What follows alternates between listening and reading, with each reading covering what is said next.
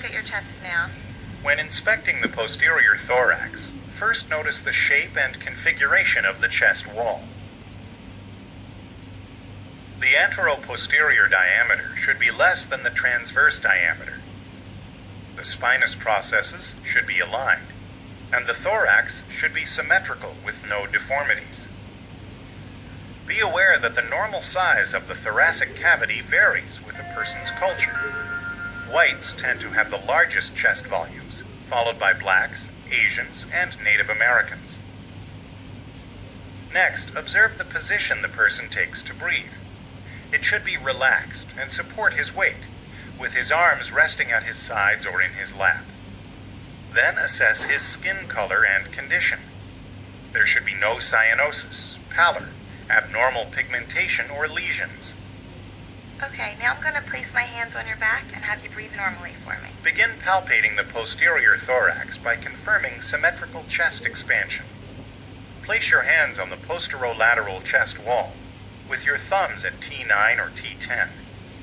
Slide your hands toward each other to pinch up a small fold of skin. Take a deep breath for me. Ask the person to take a deep breath. As he inhales, your thumbs should move apart symmetrically. Next, palpate for tactile fremitus, using the ball of your hand while the person repeats a resonant phrase, such as 99 or blue moon. Following a consistent pattern, palpate systematically, beginning over the lung apices. Move from one side to the other and down, avoiding the scapula. Vibrations should feel the same in corresponding areas on each side. However, they may feel stronger on the right side between the scapula, because that side is closer to the tracheal bifurcation. Various places on your back. I want you to tell me if you feel any pain or tenderness. Then gently palpate the chest wall. The skin should feel warm and dry, and you should detect no tenderness, masses, or lesions. To percuss the posterior thorax, follow this pattern systematically. Start at the apices and percuss across the tops of both shoulders. Then percuss in the interspaces, moving from side to side and down. In each area, note the intensity, pitch, and duration of the percussion notes. They should match side to side. Over the lungs, percussion should produce resonance.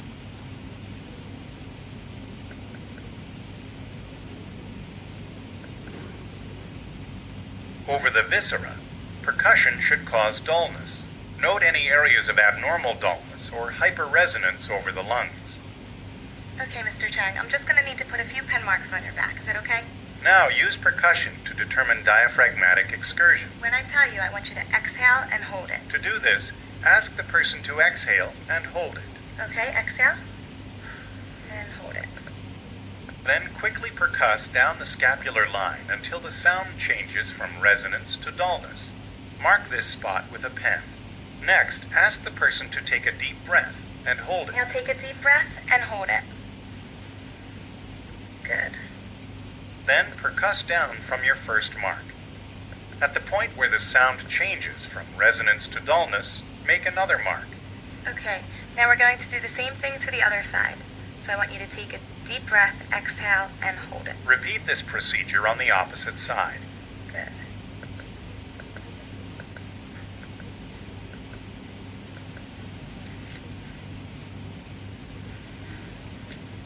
Okay, now inhale and hold it.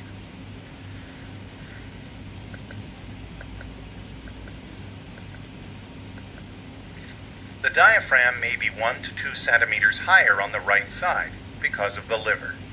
Then measure the difference between the two marks. Diaphragmatic excursion should be equal bilaterally and normally ranges from 3 to 5 centimeters or up to 8 centimeters in well-conditioned athletes. Okay, Mr. Chang, I'm going to listen to your lungs now. To prepare to auscultate the posterior thorax, ask the person to lean forward slightly, let his arms rest in his lap, and breathe through his mouth a little deeper than usual. Clean the diaphragm of the stethoscope with an alcohol wipe. Then follow a consistent pattern for auscultation. Holding the diaphragm of the stethoscope firmly on the chest wall, listen from the apices at C7 to the bases, comparing breath sounds from side to side. Listen to at least one full respiration in each location. Also auscultate laterally from the axilla down to the 7th or 8th rib. Because deep mouth breathing may tire an older person, allow brief rest periods or quiet breathing during auscultation. And if she feels faint, have her hold her breath for a few seconds. As you listen, ask yourself, what should I expect to be hearing over this spot? And what am I hearing? On the posterior thorax, you should hear bronchovesicular sounds over the major bronchi from T1 to T4.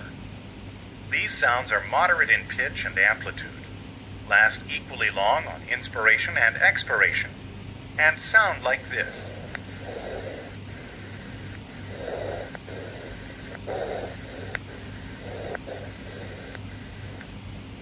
Over peripheral lung fields, from the clavicles to T9, you should hear vesicular sounds.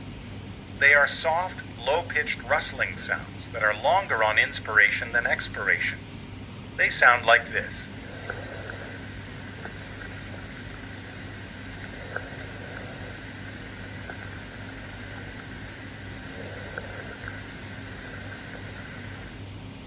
You should not hear any adventitious sounds, such as crackles or wheezes. Fine crackles are discontinuous, high-pitched, short crackling sounds on inspiration.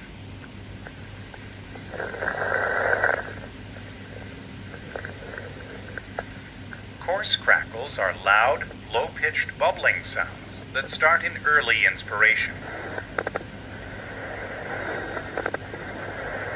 High-pitched wheezes are musical squeaking sounds, mostly on expiration.